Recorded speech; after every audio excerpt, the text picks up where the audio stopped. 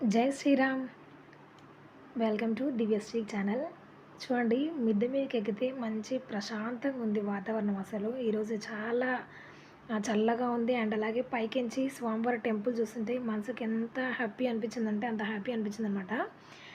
Day routine ఏంటి తెలుసు కదా మనకి, ఇట్లా క్లీన్ చేసుకొని ముగ్గేసుకోవడం. కానీ ఈరోజు ఫన్నీగా ఏం జరిగిందంటే, ఇట్లా ముగ్గేస్తున్నప్పుడు ఆ గడప మీద ఫ్లవర్స్కి మధ్యలో గ్యాప్ ఉంది. ఏం ఫీల్ చేయాలో అని తెలియక నేను ఇట్లాగా స్టార్స్ని అయితే గీసిన. దాన్ని చూసి మా దివ్య ఒక కామెంట్ చేసింది. ఏంటంటే, ఒక సినిమాలో ఈ ముగ్గేసి దాని ముంగడ కూర్చొని ఏదో చేతబడిలాగా చేస్తూ ఉంటారంట.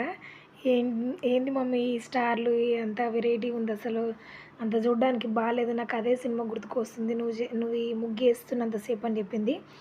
ఏం సినిమా తల్లి అంటే, మన తేజ ఉంటారు కదా, పేరు గుర్తు రావట్లేదు సరిగ్గా. రీసెంట్గా ఒక హారర్ మూవీ వచ్చింది కదా, విరూపాక్ష మూవీలో అదేదో చేతులు ఇలా ఫోల్డ్ చేసి ఆ ముగ్గు చుట్టూ కూర్చొని ఏదో చేస్తారంట.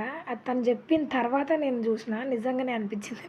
ఆ ముగ్గు వేస్తున్నంతసేపు నా వెనకాల కూర్చొని రన్నింగ్ కామెంట్ చేస్తూనే ఉందన్నమాట. పక్కకు కూర్చొని ఆ సినిమాలో అయితే ఎట్లా చేస్తారో అట్లా నాకు చూపించి నవ్వుతా ఉంది. అసలు నాకు ఫన్నీగా అనిపించింది. నిజంగా నేను ఏ పని చేస్తున్నా మా పిల్లలు ఒకరు కాకుండా ఒకరు దాన్ని కంపేర్ చేసి ఏదో ఒకరు ఫన్నీ క్రియేట్ చేసి నేనున్న సిచ్యువేషన్కి ఆ మూడ్ని మొత్తం డిస్టర్బ్ చేసి నన్ను పిచ్చిది నవ్వినట్టుగా నవ్వేటట్టు చేస్తారనమాట. ఇంకా ఎట్లా చేయాలో మమ్మీ నీకు చూపిస్తా పట్టు అని చెప్పి, నాకు అదేందో ముద్ర నేర్చుకో అని చెప్పి నా ముంగడ పెట్టి ఇట్లా ఫోల్డ్ చేయాలి అట్లా ఫోల్డ్ చేయాలని చెప్పి నన్ను బుర్ర తింటూ ఉంటుంది అనమాట.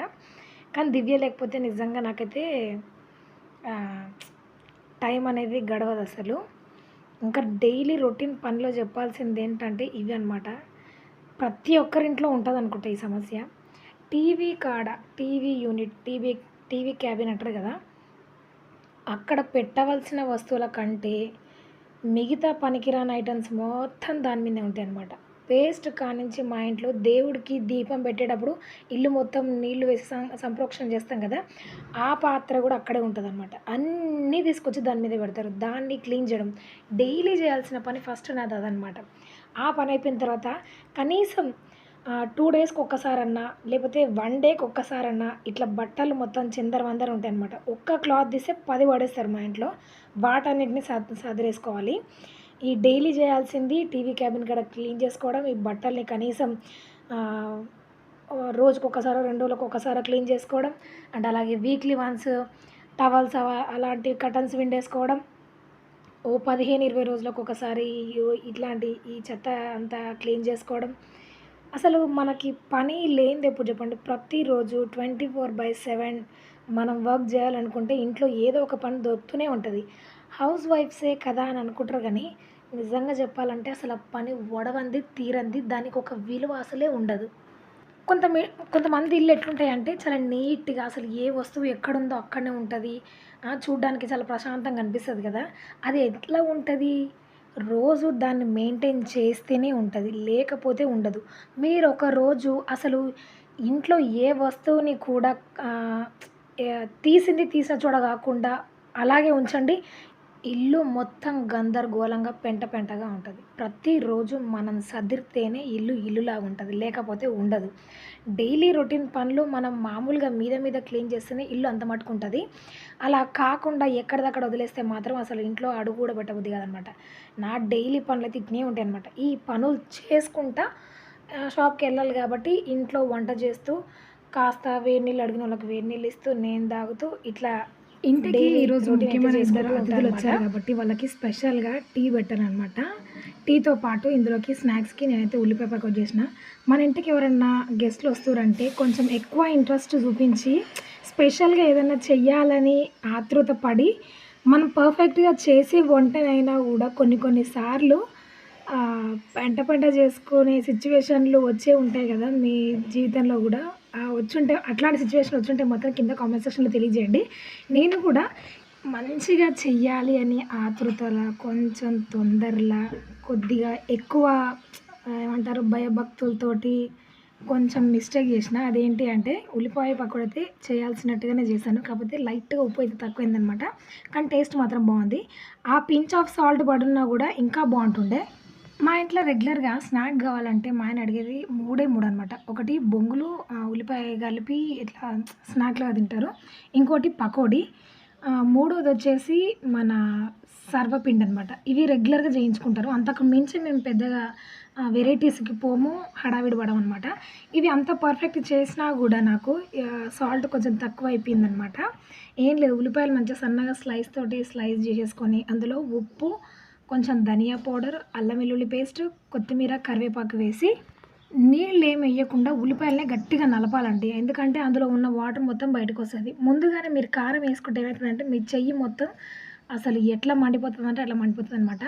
కారం ఏయకముందు మనం ఫస్ట్ మొత్తం కలిపేసుకున్న తర్వాత, ఆ వాటర్ అనేది బయటికి రిలీజ్ అయిన తర్వాత కొంచెం మీ స్పైసెస్ తగ్గట్టుగా కారం యాడ్ చేసుకొని, ఒక కప్పు వరకు శనగపిండిని జల్లబట్టుకోవాలి. అంటే ఈ పిండి ఇంతే వాడాలి అని క్వాంటిటీ ఏం లేదండి. కొంచెం ఉల్లిపాయకి ఒక కోటింగ్ లాగా లైట్‌గా పిండి కోట్ అయ్యి ఉంటే సరిపోతదనమాట. కాకపోతే కొంచెం గట్టిగా ఉండాలి. అట్లాగైతేనే క్రిస్పీగా ఉంటుంది. చాలా సేపు వరకు అది గట్టిగా ఉంటది మెత్తగా అవ్వకుండా. ఇట్లా కలిపేసుకొని ఇందులో వంట సోడా లాంటిది ఏమి ఎయాల్సిన పని లేదు.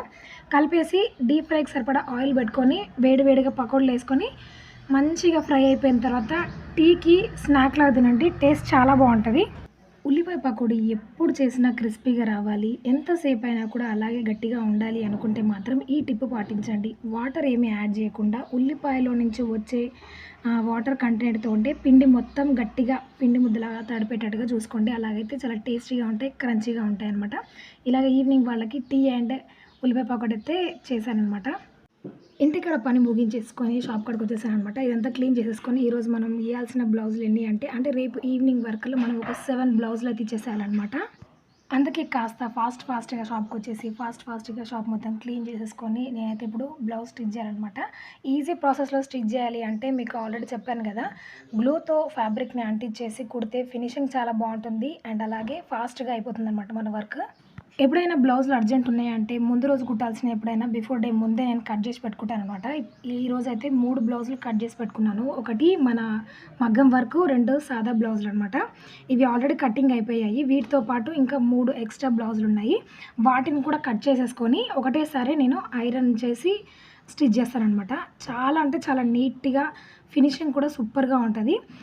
ఫ్యాబ్రిక్ గ్లూ తోటి ఎలా అంటించాలని కొంతమంది అడిగారనమాట. వాళ్ళ కోసం నేను ఈ క్లిప్పింగ్ అయితే షేర్ చేస్తున్నా. మన లైనింగ్ కట్ చేసుకున్న తర్వాత కుట్లలోకి పోయేంత ఎడ్జ్‌లో మాత్రమే ఇలాగా చిన్న డాట్స్ లాగా ఫ్యాబ్రిక్ గ్లూని అంటించేసుకొని, మన మెయిన్ క్లాత్ రాంగ్ సైడే వీటిని అంటించేసేయాలనమాట.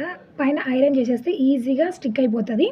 మీరు డబల్ కుట్టేయాల్సిన పని ఉండదనమాట. అంటే మెయిన్ క్లాత్ లైనింగ్‌ని జాయిన్ చేయాల్సిన పని లేకుండా ఈజీగా ఇట్లా జాయిన్ చేసేసుకోవచ్చు. ఫినిషింగ్ కూడా నీట్‌గా ఉంటుంది. మీకక్కడ ముడతలు అనేది ఉండదనమాట. బొటిక్ స్టైల్‌లో చాలా బావుంటది. ఇట్లా నేను అంటించేస్తా. ఇట్లా చేయడం వల్ల ఈజీగా ఎన్ని బ్లౌజులైనా స్టిచ్ చేసుకోవచ్చండి. ఈ టిప్ గనుక మీకు నచ్చిందనుకోండి ఒక లైక్ చేసుకోండి. అలాగే సబ్స్క్రైబ్ గూడా అవ్వండి.